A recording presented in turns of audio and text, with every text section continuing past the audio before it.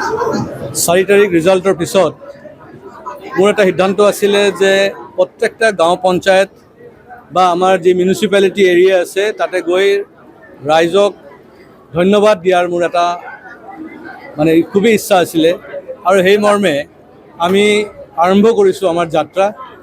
এতিয়ালৈকে মই 10টা গাঁও পঞ্চায়ত গৈছোঁ, ৰাইজক ধন্যবাদ জ্ঞাপন কৰিছোঁ আৰু মই 11টা পঞ্চায়ত যাবলগীয়া আছে আৰু আজি আমি ধৰক 4টা পঞ্চায়ত যাম আৰু আমাৰ টাউন এৰিয়াটোত আমি গৈ পেলাই ৰাইজক ধন্যবাদ জ্ঞাপন কৰিম।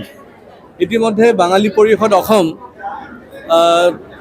সভাপতি ডক্টৰ শান্তনু কুমাৰ সান্যাল আৰু জিলা কমিটিৰ সভাপতি আমাৰ নাৰায়ণ ঘোষ ডাঙৰীয়া, গোটেই হোজাই জিলা কমিটিৰ সদস্যসকল তেওঁলোকে আজি এই কাৰ্যক্ৰমটো ৰাখিছে, সম্বৰ্ধনা কাৰ্যক্ৰম ৰাখিছে।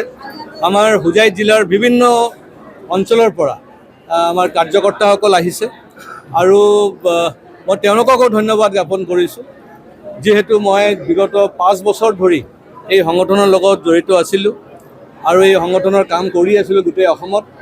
উদ্দেশ্য এটাই আছিলে যে যিসকল বাঙালী অসমত আছে, অসমীয়া সমাজৰ লগত মিলি এটা বৃহত্তৰ অসমীয়া জাতিৰ গঠনৰ এটা প্ৰক্ৰিয়া আমি আৰম্ভ কৰিছোঁ আৰু ইয়াৰ সঁহাৰি আমি গোটেই অসমত পাইছোঁ। আজি গোটেই অসমত আজি 19টা জিলা নে 21টা জিলাত সংগঠনৰ কাম চলি আছে। সংগঠনৰ আমাৰ জিলা কমিটিৰ গঠন হৈ গৈছে। বহুতো ঠাইত মণ্ডল কমিটি, পঞ্চায়ত লেভেল কমিটি অবধি হৈছে। আপোনালোকে নিশ্চয় দেখা পাইছে আজি যে বহু সংখ্যক মানুহ খালি জিলা কমিটিৰ পৰাই আহিছে।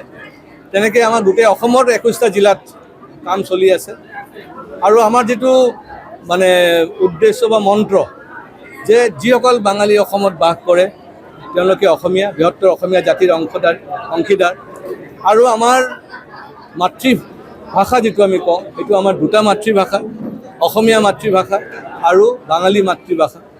বাংলা মাতৃভাষা এইকাৰণে যে আমাৰ জন্মদাতা মাৰ পৰা আমি এইখিনি ভাষা পাইছোঁ আৰু আমাৰ এই ধৰিত্ৰীৰ পৰা যিটো ভাষা আমি পাইছোঁ অসমীয়া ভাষা। যেনেকৈ কৃষ্ণৰ 2জন মা আছিলে, তেনেকৈ অসমৰ বাঙালীসকলৰো 2টি মাতৃভাষা আছে। আমি এই আদৰ্শ লৈ আমাৰ সকলো মানে মানুহৰ মাজতে আমি কাম কৰি গৈ আছোঁ। যিকোনো খবৰৰ বাবে যোগাযোগ কৰক আমাৰ এই নম্বৰত 9181 307 221।